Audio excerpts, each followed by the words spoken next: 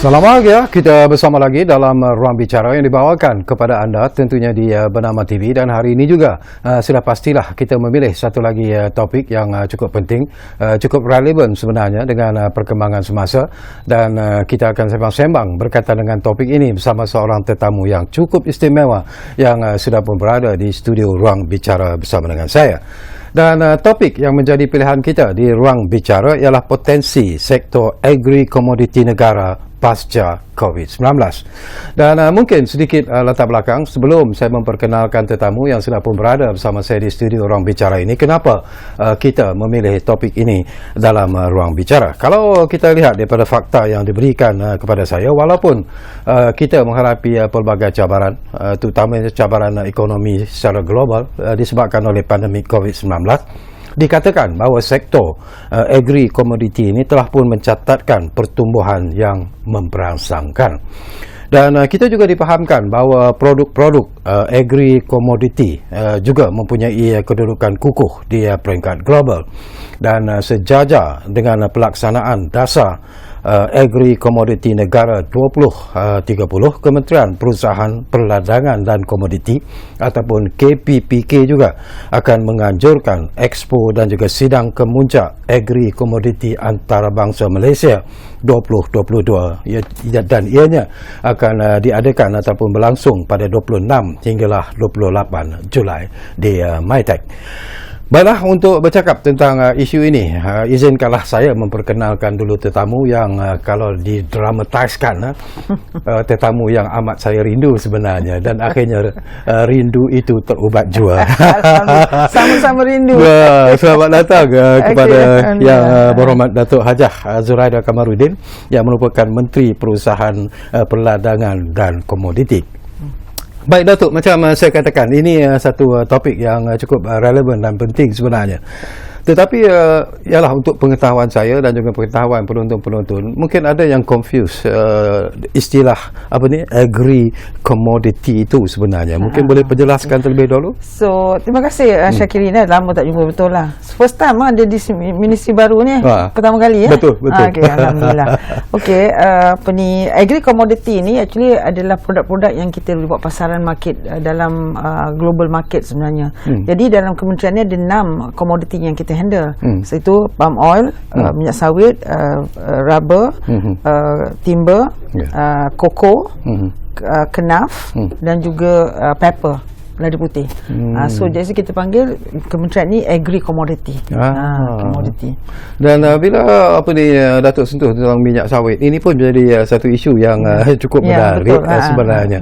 Dan ada juga negara-negara, terutamanya negara-negara Eropah sendiri yang seolah-olah cuba apa ni membunuh apa ni ekspor apa ni minyak sawit kita ke negara-negara Eropah dan sebagainya. Bagaimana kedudukannya sekarang? Okey, dalam 6 komoditi yang di bawah kementerian saya, of course sawit adalah the leading yang apa number one.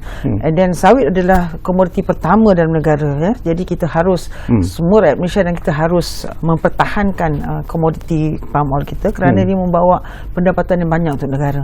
Jadi dalam keadaan COVID tadi disebut COVID, walaupun 2 tahun COVID, tapi 6 komoditi ini dalam negara telah mencatatkan peningkatan hasil pada negara. So kalau 2020 hasil kita total 84 bilion, tapi untuk 2021 kita meningkat sampai 204 bilion. Okay? Untuk palm oil saja daripada 54 bilion kepada 104 bilion. Untuk apa ni rubber daripada 50 bilion jadi ke 71 bilion.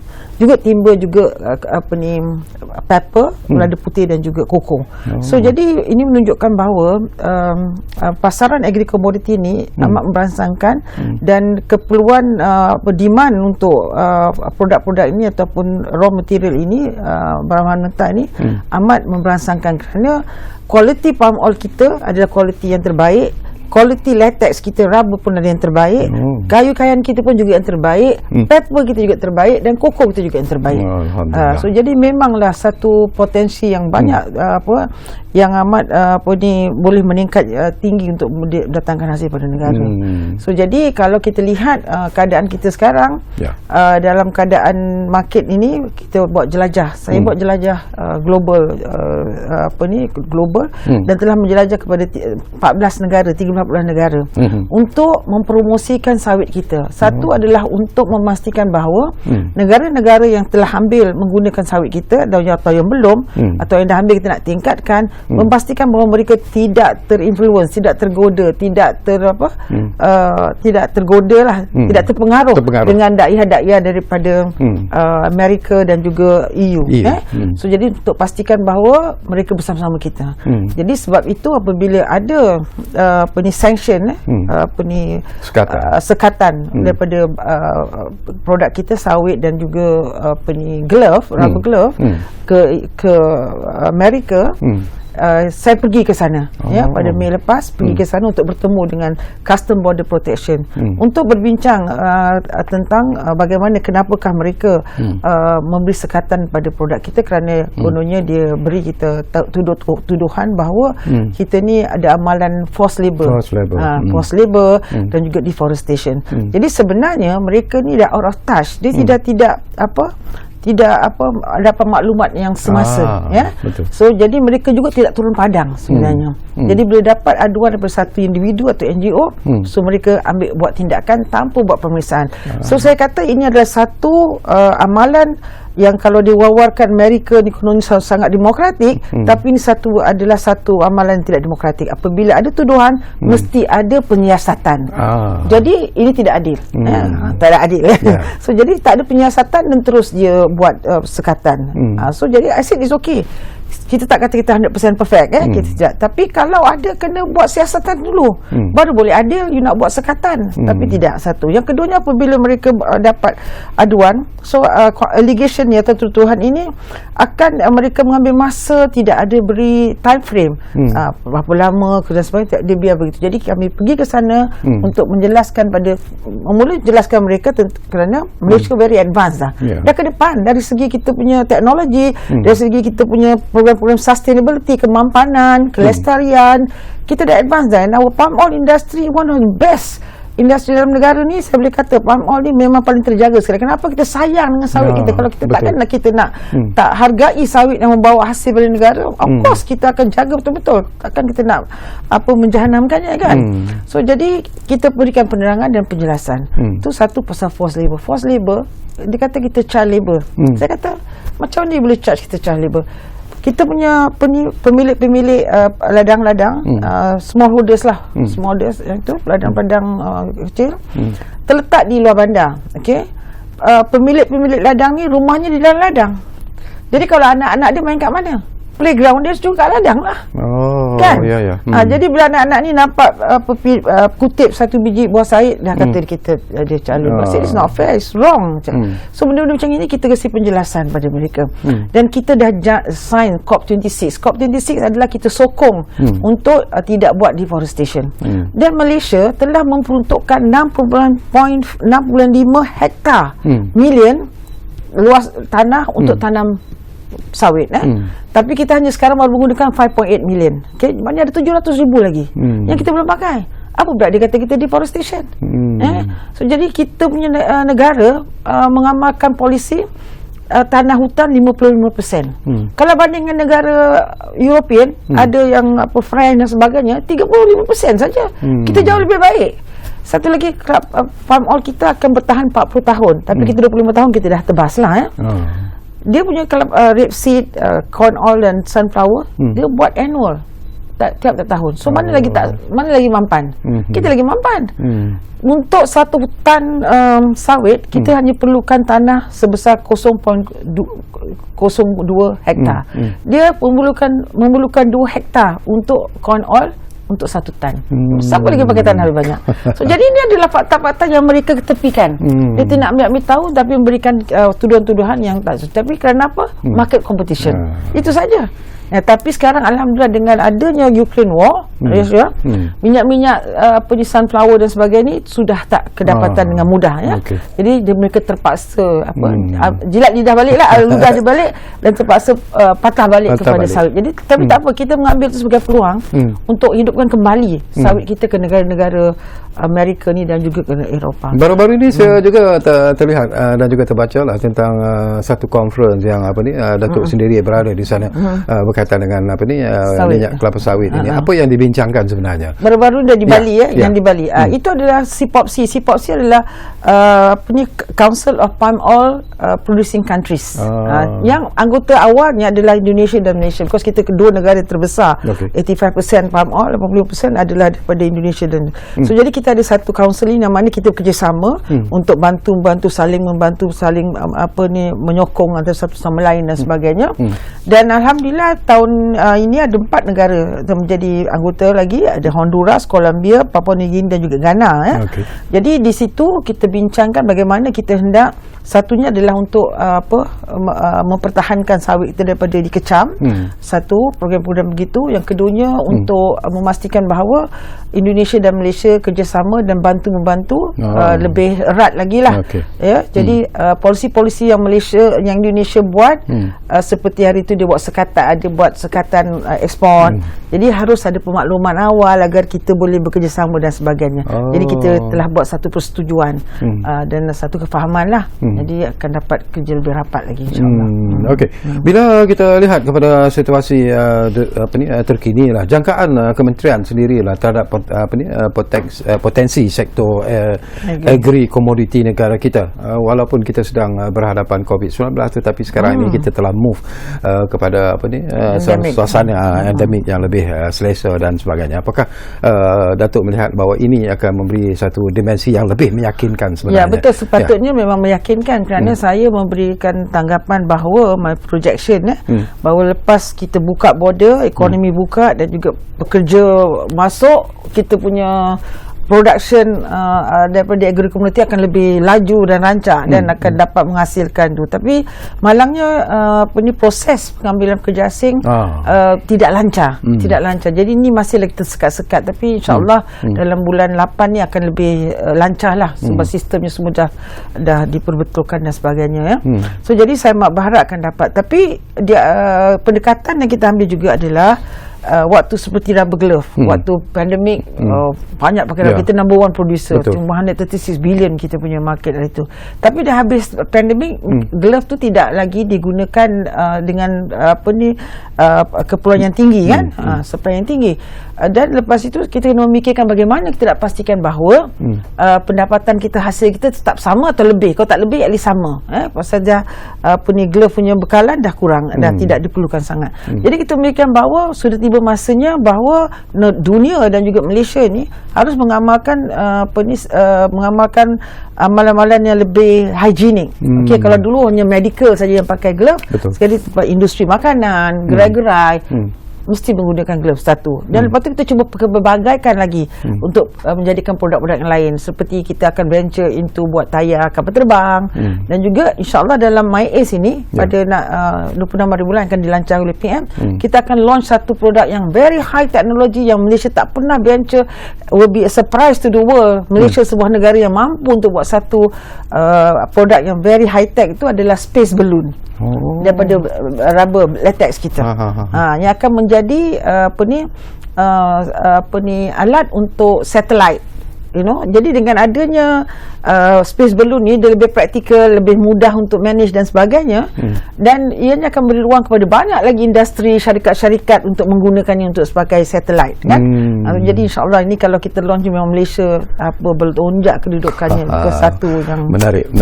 Okey, simpan dulu Datuk. Kita akan bincang sebentar lagi berkaitan dengan Malaysia International Agri Commodity Expo and Summit ini. Ini juga merupakan sesuatu yang perlu kita perjelaskan kepada anda yang sedang bersama kami di ruang bicara ini. Tapi seperti biasalah, kita rehat dulu buat seketika, dan anda jangan ke mana-mana. Kembali semula sebentar saja lagi bersama kami di ruang bicara ini. Kita bersama dengan tetamu yang cukup istimewa sebenarnya, iaitu Yang Berhormat Datuk Hajah Zuraida Kamaruddin, yang merupakan Menteri Perusahaan Perdagangan dan Komoditi. Kita jumpa lagi selepas ini.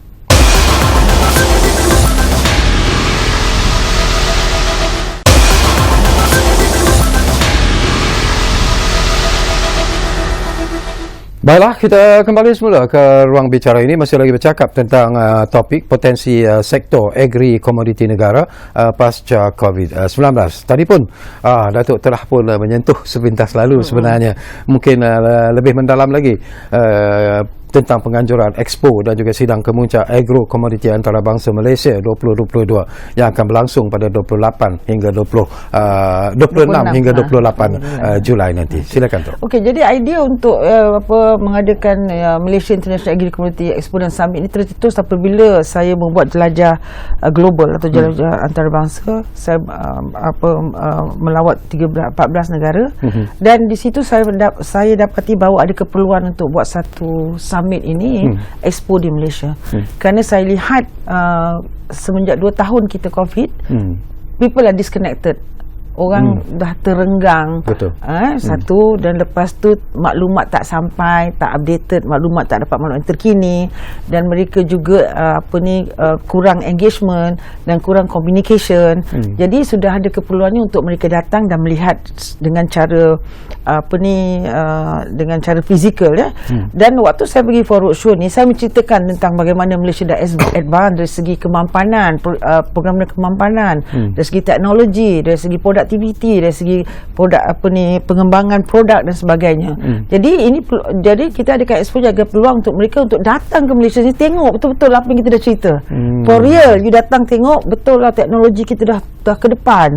Kemampanan kita ni program dah ke depan. Banyak produk-produk kita boleh buat daripada rubber, produk-produk kita boleh buat daripada palm oil, daripada koko dan sebagainya. Adakah sebelum ni pihak-pihak ini tidak berkeyakinan terhadap apa yang telah pun kemampuan kita sendiri? Ya, bukan tak, mereka tidak dapat information, tidak dapat maklumat. That's right. So jadi oleh kerana kecaman daripada US dan juga EU, kita pun khawatir akan menjadi pengaruh kepada market di sebelah Asia ini. Sebab tu jelajah saya concentrate di negara-negara Central Asia dan Asia dan juga Middle East ya. Jadi saya nak pastikan bahawa mereka tahu tentang sawit ini atau komoditi yang lain, especially sawit lah, sawit, bahawa sawit ni apa yang dikatakan oleh US dan juga tidak benar apa yang mereka kata. Jadi saya berikan maklumat yang tepat dan sebagainya yang mereka faham, dan mereka akan beralih kepada palm oil dan juga akan meningkatkan lagi import palm oil negara kita. Jadi saya juga hendak menunjukkan bahawa sekiranya kita ada kekuatan di negara-negara sebelah Asia ni, banyak yang menyokong sawit, jadi dia juga akan mengurangkan pressure, tekanan daripada US, dan mungkin mereka juga tidak akan lagi sangat terlampau ketat dan terlampau strict dengan kita. Itu satu lagi perkara yang kita nak tunjukkan. Jadi dengan adanya banyak benda tahu selama ni mereka import, mereka guna, itu setakat gitu, tapi tak tahu apa dia benda ni dan sebagainya. Dan jadi, yang akan hadir nanti dalam yang akan hadir ni adalah kebanyakan daripada yang peserta exhibition adalah local industry dekat Malaysia lah, orang-orang sini ya. Tapi ada juga foreigners, orang asing yang ada sini. Tapi yang datang tu semua ada 39 negara yang telah memberikan komitmen untuk datang. Dan juga speaker-speaker daripada luar negara juga kita jemput, dan juga menteri-menteri juga akan hadir insya-Allah. Dan juga bila mereka datang sini, mereka akan lihat dan mereka akan dapat business matching, akan dapat bertemu dengan business to business dan berkenalan, dan bagaimana nak meneruskan perniagaan, bagaimana nak permulakan perniagaan, bagaimana nak import dan ekspor dan sebagainya. Jadi saya sendiri bila keluar ke negara-negara luar, saya menggalakkan mereka untuk buat program downstream. Kerana downstream tu lebih mendatangkan hasil value yang tinggi. Setakat produk minyak je tidak sangat value tinggi, tapi tidaklah setinggi daripada downstream. Jadi kalau mereka negara-negara yang kita pergi ni negara yang population yang besar macam India, Bangladesh dan sebagainya, 180 juta orang dan sebagainya. Jadi kalau mereka buat program downstream, buat plant ataupun factory downstream, macam palm oil ni very versatile, macam-macam boleh buat daripada A sampai Z. Boleh buat minyak rambut, boleh buat kosmetik, boleh buat makanan, boleh buat bahan-bahan furniture dan sebagainya. Jadi kalau dia buat ini dalam downstream, dia dah ada market dah, orang dia ramai. So yang ini yang kita encourage lah untuk begitu palm oil, begitu juga rubber dan juga kayu-kayan juga. Keyakinan dan juga hasrat yang ingin dicapai melalui ialah penganjuran My Ace. My Aces sebut. My Aces. Jadi apa yang Datuk dan rakan-rakan di kementerian mengharapkan daripada penganjuran saya mengharapkan agar mereka dapat maklumat yang tepat, maklumat yang terkini, dan juga memberi mereka peluang untuk ada gabungan, membuat strategic partnership dan juga membuat kolaborasi dan juga mencari partner-partner untuk mereka teruskan perniagaan dan juga menjadi ejen-ejen kepada kita untuk menyampaikan maklumat dan juga ejen-ejen untuk membawa produk kita ke negara mereka. Itu kita harapkan. Apabila Datuk diberi tugas dan tanggungjawab beralih kementerian sebenarnya, dilantik sebagai Menteri Perusahaan Peladangan dan Komoditi, apakah Datuk menjangkakan bahawa cabaran yang akan Datuk hadapi adalah merupakan sesuatu yang cukup hebat dan kritikal sebenarnya, dan apakah yang Datuk gunakan untuk menghadapi segala cabaran ini? Motivasi saya untuk memimpin kementerian ini adalah apa? Kerana saya menganggap di satu kementerian sangat penting, kementerian yang membawa hasil pada negara. Jadi ianya haruslah menjadi satu kewajipan saya dan juga kementerian dan sebagainya untuk memastikan ianya tetap menjadi penyumbang hasil utama pada negara. Sebab itu jadi maka saya ajak rakyat Malaysia semua mempertahankan sawit kita. Kalau kita dikecam, rakyat Malaysia juga harus diberikan pengetahuan dan maklumat untuk bagaimana kita hendak counter kecapan-kecapan ini. So daripada saya, satu kerja yang saya sangat bangga kerana ianya mendatangkan hasil pada negara.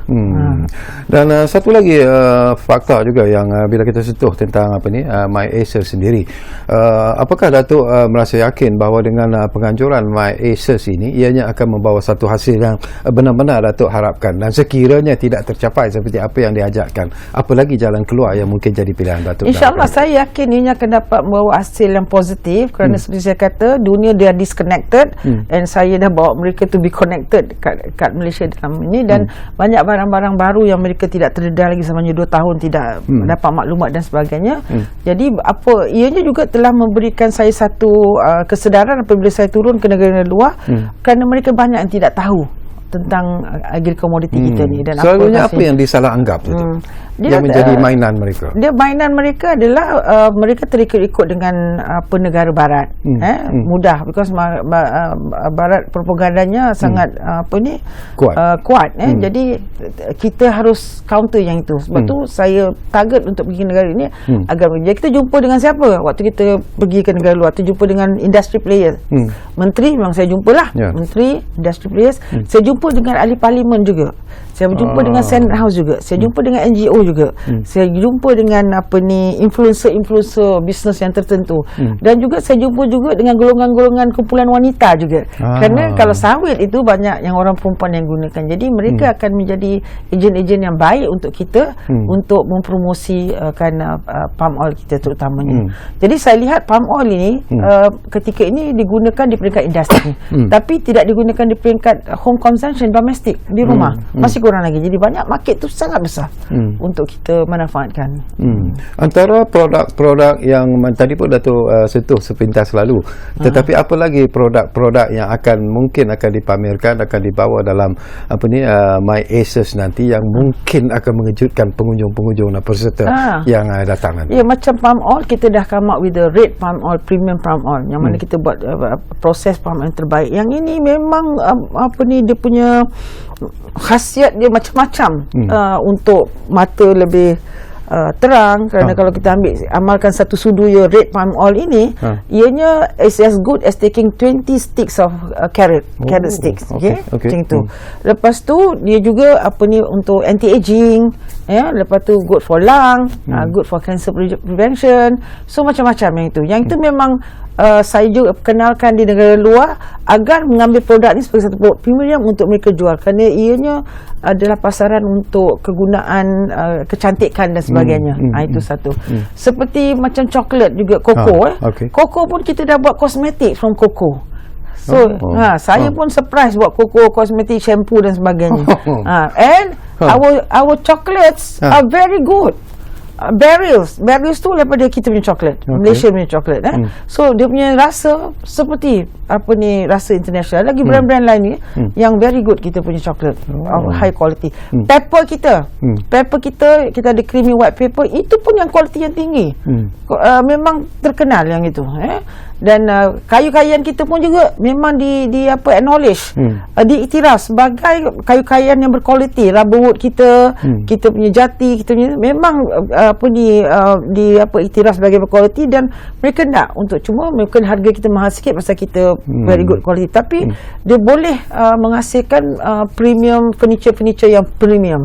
So jadi itu juga ada hasil, dan juga kita punya rubber yang paling baik kita punya latex, dan kita ada banyak research center dan sebagainya. Begitu juga dengan palm oil.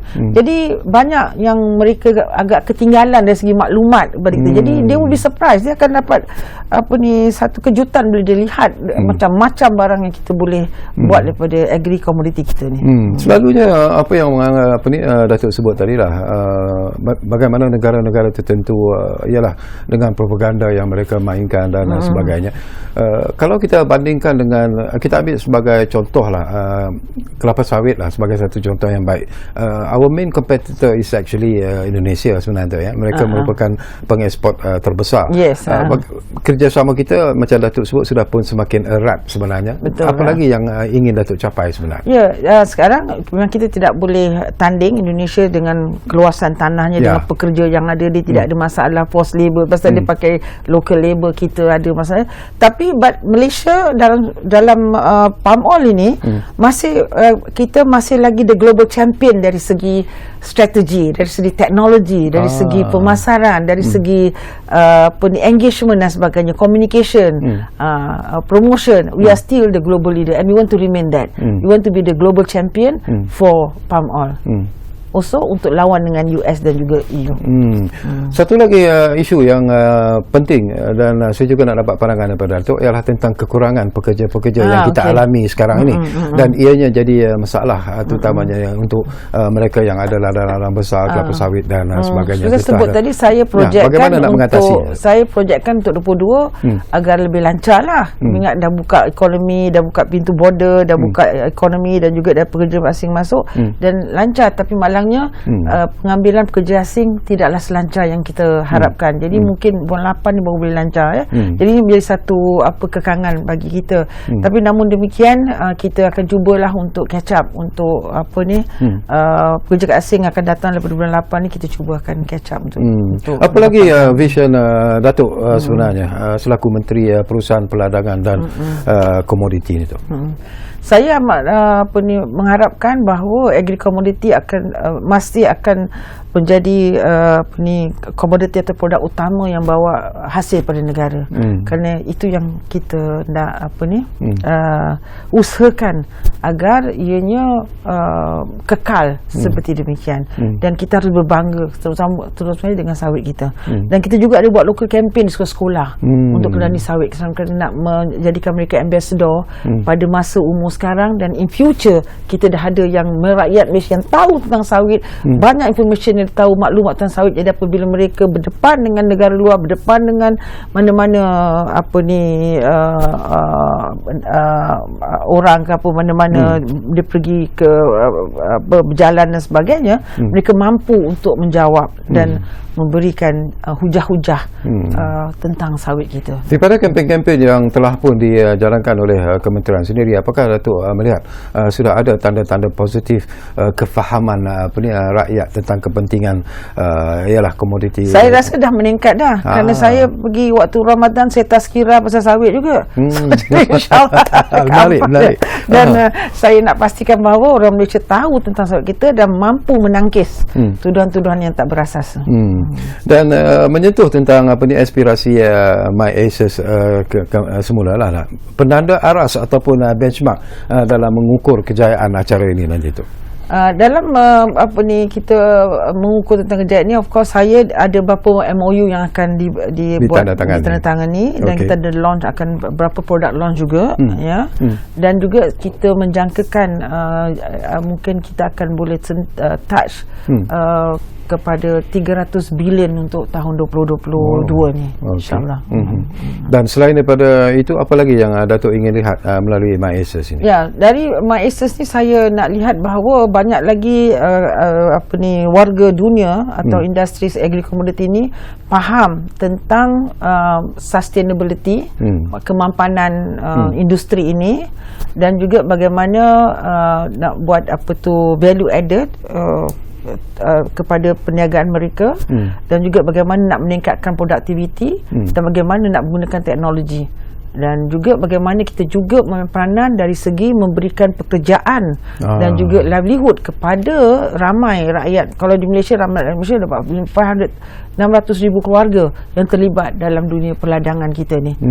So jadi ini adalah kalau satu family 4-5 orang, sebab 2-3 juta manusia yang bergantung kepada dunia agri-commodity ini. Jadi kita memberikan mereka livelihood, kehidupan Jadi ini menjadi satu tanggungjawab kita juga.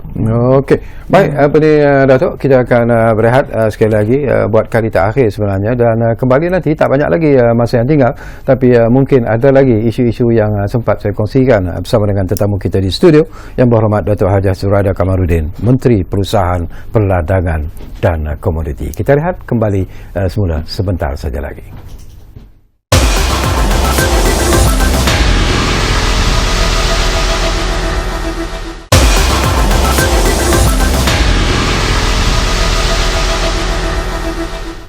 Baiklah, kami cukup berterima kasih kerana anda masih lagi bersama kami di ruang bicara ini, dan kita hampir-hampir di penghujung sebenarnya, tapi masih lagi ada masa untuk kita sembang-sembang bersama dengan yang berhormat Datuk Hajah Zuraida Kamaruddin. Baiklah, apa yang ingin dicapai oleh Datuk dan rakan-rakan di Kementerian Perusahaan Perdagangan dan Komoditi adalah sesuatu yang harus kita sokong dan juga kita banggakan sebenarnya. Tetapi ialah seperti satu perjuangan yang memerlukan pengorbanan sebenarnya. Banyak lagi kelumpungan, banyak lagi kelemahan-kelemahan yang barangkali perlu dilihat dalam usaha untuk memperkukuhkan sektor agri-commodity ini. Ya, saya melihatkan bahawa kalau kita tidak ada satu persediaan yang jangka panjang untuk menjaga kemampanan dan kelestarian dari segi pembekalan raw material itu sendiri, baik palm oil, baik rubber, timber dan sebagainya. Jadi untuk ini kami membuat pendekatan untuk pengurusan ladang-ladang pemilik persendirian, macam kelapa sawit 40% persendirian, dan rubber 90% adalah ladang persendirian, tapi timber memang semua 100% persendirian. Jadi kita nak fikirkan bagaimana kita nak pastikan ada kelestarian dari segi pembekalan raw material ni. Macam rubber 90% adalah pemilik persendirian, tapi dia yang menguruskan kebun rubber ni, getah ni, estate getah ni adalah dah aging society, warga-warga tua, orang muda semua tak nak kerja tu. Jadi kalau mereka tidak mampu lagi untuk membuat kerja di ladang, mereka mungkin akan tebas dan menjual tanah mereka. Jadi kalau ini terjadi, kerajaan tidak ada tanah lagi untuk beri saya untuk tanam. Jadi oleh kerana itu saya akan ambil approach untuk kelapa sawit ke, untuk rubber dan juga estate management. Bila estate management tu, jadi dia penguruskan dengan berstruktur, lebih berstruktur dan lebih terurus dari segi pengurusannya, dan dari segi produktiviti juga akan meningkat. Kerana ketika ini kalau rubber tu 40% tak aktif, maknanya tak konsisten dia punya pengeluaran penghasilan tu. Jadi kalau ini saja cukup saya boleh membuatnya berkesan dari segi pengurusannya, saya akan dapat meningkatkan 40% penghasilan rubber latex dalam negara kita. Begitu juga dengan palm oil. Jadi kita akan melihat bagaimana kita nak membuat satu mekanisme untuk dia dijadikan satu pengurusan estate, maknanya.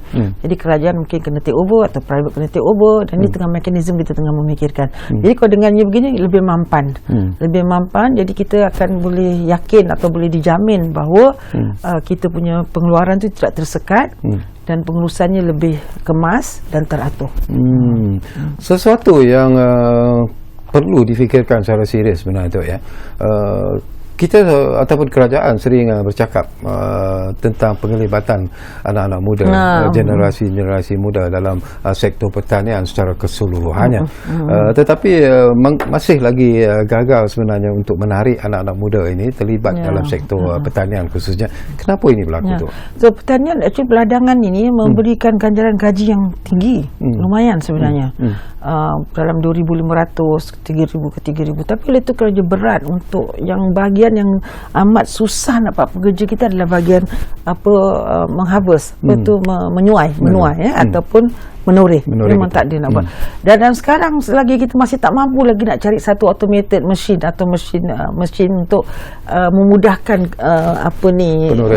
menuri getah dan juga menuai sawit. Masih lagi dalam peringkat kajian-kajian untuk mendapatkan satu yang praktikal dan yang murah, yang mudah digunakan.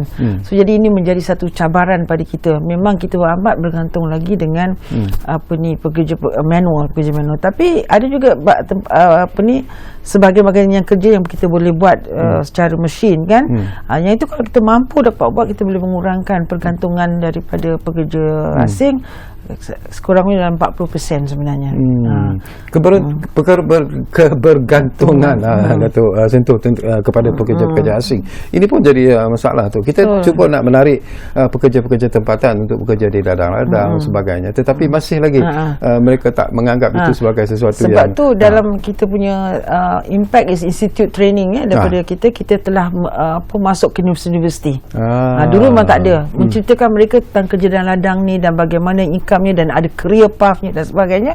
Kita dah mulakan ini ke universiti, ke sekolah untuk menerangkan tentang jangan saja tengok industri pembinaan, industri perkilangan, tapi mesti tengok ke industri pertanian. Kita cuba yang itu juga. Dan untuk menarik mereka macam mana tu? Apa yang jenis galakan yang galakan itu adalah untuk cuba mereka mempelopori idea-idea teknologi lah. Bagaimana boleh memperkemaskan atau membuat kerja-kerja menuai dan menuri itu lebih efektif, berkesan dan lebih mudah. Itu yang kita nak cuba. Adakah isu gaji menjadi masalah untuk menarik pekerja-pekerja tempatan? Gaji lumayan, seperti sebut. Gaji lumayan. Dan gaji lumayan, tempat tinggal ada dan sebagainya. Ya, memang ada. Walaupun bekerja di ladang? Ya, bekerja di ladang. Di estate-estate yang besar. Tapi yang pemilik sendiri, of course, dia duduk kat rumah mereka dan sebagainya lah.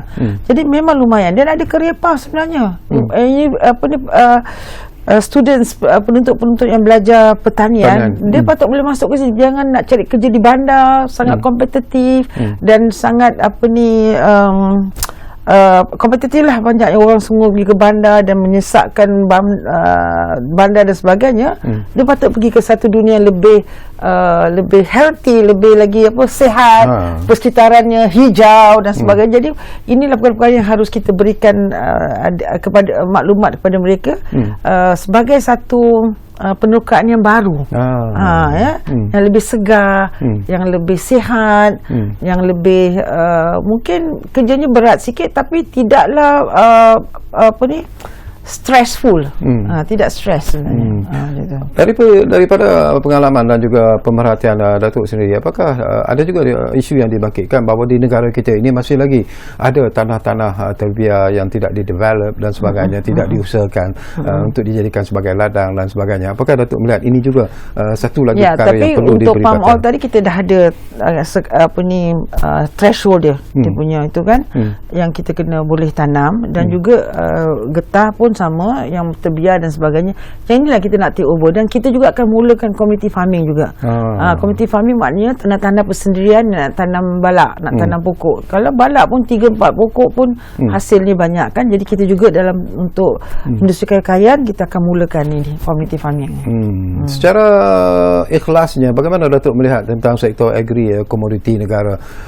Apakah kita akan mencapai apa yang ingin kita capai dan apakah ianya menunjukkan satu masa depan yang cukup cerah. cerah. Ya, insya-Allah saya yakin dengan masa depan industri agri-commodity kita ni. Saya yakin kerana saya pergi ke luar negara, saya lihat the demand memang ada. Saya nampak demand tinggi dan kepelbagaiannya macam-macam kita boleh buat. Ya, memang saya yakin ni. Tapi cuma bagaimanakah kita usaha untuk memastikan bahawa the whole ecosystem itu sempurna. Dan kita punya sustainability program untuk kemampanan tu kita practice zero waste. Zero waste, zero burning. Itu semua dah cukup dah untuk kita membawa progress kita kepada negara luar sebenarnya. Dan kita juga mampu transfer teknologi, pemindahan teknologi banyak di Indonesia dan negara lain juga minta Malaysia untuk turun ke negara mereka untuk pemindahan teknologi. Selain daripada Indonesia, selalu juga mereka membandingkan tentang agro-commodity ini dengan negara jiran yang paling dekat, iaitu Thailand lah, khususnya. Apa perbezaannya Datuk lihat kemajuan yang dicapai oleh Thailand dibandingkan dengan negara kita? Dari segi agri-commodity, untuk palm oil, Thailand negara ketiga, tapi sikit je, 10% gitu, tak banyak. Sikit je. Rubber dia number one, is it? Number one rubber dari segi commodity lah. Tapi Taiwan Thailand dia mampu untuk melaksanakan juga satu because of the labour force dia ada. Itu aja kelebihan mereka. Dari segi teknologi tu dia katakan dia more advanced, betul dia ke? Certain areas more advanced, macam rice field dia more advanced, dan juga polisi-polisi kerajaan itu mudah untuk mereka laksanakan. Jadi kita ni pasal kita punya sistem kerajaan ada federal, ada state, ada local government, jadinya tidak mudah untuk kita menyelaraskan polisi-polisi itu. Jadi sekarang jadi di situ harus juga kita melihatkan polisi-polisi yang lapuk semua kita kena ubah untuk menjadi lebih lebih current lah. Jadi boleh mudah untuk kita laksanakan kerja kita. Bila Datuk memegang jawatan Menteri Perusahaan Perdagangan dan Komoditi, dalam usaha untuk memajukan agri-komoditi, sektor agri-komoditi ini sendiri, apakah Datuk macam Datuk sentuh tadilah, terlalu banyak polisi terutamanya melibatkan kerajaan negeri dan kerajaan persekutuan. Bagaimana dengan kerjasama dengan kerajaan negeri setakat inilah sejak Datuk mengambil alih kerajaan negeri melibatkan pasal tanah. Tanah untuk tanam kerajaan negeri. Jadi yang itu saya tidak banyak masalah, kerana kebanyakan kalau rubber is persendirian, tanah 90%, palm oil pun sama. Dari segi itu saya tidak ada problem. Tapi challenge kita adalah untuk dari segi pengurusannya tadi. Pengurusan mereka harus dibuat secara berstruktur, secara estate management. So apakah Datuk melihat bahawa mungkin selepas ini akan wujud satu kerjasama yang jitu sebenarnya bagi melicinkan apa juga perancangan? Ya, insyaAllah, because kita boleh bekerjasama dengan RISDA. RISDA adalah juga Kementerian KPLB juga menjaga pekebun kecil ni. Pihak KPLB bersetuju untuk membincangkan mekanisme untuk estate management, dan juga ada juga pemain-pemain corporate yang willing to come in untuk take over untuk estate management, because they also see the potential market kita untuk rubber dan juga palm oil juga. Okey, kita hampir di penghujung sebenarnya Datuk. Apa lagi harapan dan juga sesuatu yang ingin Datuk sampaikan kepada penonton-penonton saya kita? berharap bahawa rakyat Malaysia harus menyokong produk agri-commodity, terutama sekali sawit. Kerana ingat, sawit adalah agri-commodity kita yang nombor satu dalam Malaysia, yang membawa hasil tertinggi kepada negara. Jadi kita semua harus mendapat maklumat dan pengetahuan tentang sawit kita, agar kita mampu untuk mempertahankan sawit kita ke mana saja kita pergi apabila ada tomahan ataupun ada fitnah-fitnah mengenai sawit kita. Ia ni menjadi tanggungjawab kita sebagai rakyat Malaysia. This our number one responsibility, harus kita laksanakan. Baik, saya dipahamkan kita ada masa lagi tu. Okey. Saya nak beralih sedikitlah daripada topik yang kita bincangkan ini. Kita tahu Datuk juga dalam dunia politik juga menghadapi pelbagai bukan masalah tetapi cabaran sebenarnya. Dengan beralih kepada parti lain dan sebagainya, apakah Datuk melihat Datuk sedang menghadapi satu situasi yang mencabar dari aspek politik karier Datuk sendiri? Saya rasa ini adalah satu step langkah peralihan untuk menambah baik lagi.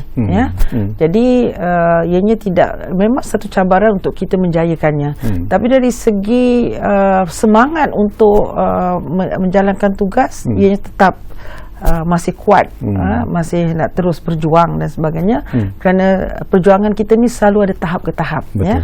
So jadi mesti ada perubahan tertentu, dan kalau perubahan itu selalu dilihat daripada latar belakang seseorang itu, bagaimana cara kerjanya, bagaimana menjalankan tugasnya. Jadi itu akan melambangkan parti itu, dan juga anggota-anggota parti itu adalah anggota-anggota yang macam mana. Jadi ini akan menjadi satu tarikan kepada rakyat Malaysia yang ketika ini memang haus untuk mencari satu kerajaan ataupun satu pemimpin yang boleh membawa kepada kemajuan pada negara, dan yang mana mereka mengharapkan bahawa pemimpin-pemimpin atau yang betul-betul hendak berkhidmat kepada rakyat daripada negara. Bila Datuk sebut tentang soal itu, saya juga nak dapat pandangan ikhlas dan juga komen ikhlas daripada Datuk sendirilah. Bagaimana dengan prestasi Yang Berhormat Perdana Menteri kita sekarang ini? Apakah Datuk rasa Datuk Seri Ismail Sabri Yaakob telah berjaya menjalankan tugas dalam usaha untuk membantu rakyat yang sedang menghadapi masalah? Saya rasa pada peringkat awal Datuk Seri Ismail Sabri masih lagi agak janggal, peringkat awal, dan juga tak biasa, dan dia bukan terkejut dan dia menjadi Perdana Menteri, tak disangka-sangka. Tapi setakat ni sudah I think 10-11 bulan ni, nampaknya beliau lebih stabil, saya rasa lebih berani, lebih mampu untuk buat keputusan yang tegas, dan saya ingat nampak ada perubahan, ada peralihan kebaikan lah, performance beliau. Jadi saya harapnya akan dapat dikekalkan dalam usaha kita untuk menangani pandemik hari itu, dan juga bagaimana usaha kita untuk recover pemulihan ekonomi kita. Itu yang paling penting sekarang. Bila kita menghadapi sedang tekanan ekonomi, orang bercakap tentang kos sara hidup yang semakin meningkat, orang bercakap tentang inflasi yang mungkin juga kalau tidak diberi perhatian mungkin akan meningkat dengan begitu tinggi sekali. Jadi pesanan dan juga harapan Datuk sendirilah, bukan saja kepada kepimpinan tetapi juga kepada rakyat jelata sendiri dalam menghadapi situasi yang saya kita tak hadapi. nafikan memang ada rakyat yang susah, yang perlukan pertolongan, yang mana kerajaan bertanggungjawab untuk memberi pada mereka. Saya juga nak juga menegur rakyat yang kemungkinan mereka tidak susah juga, dan mereka harus belajar bagaimana nak hidup mengikut kemampuan masing-masing. Ya, jadi ini yang satu menjadi kesedaran agar kita bila waktu susah kita mampu berdepan dengan waktu susah.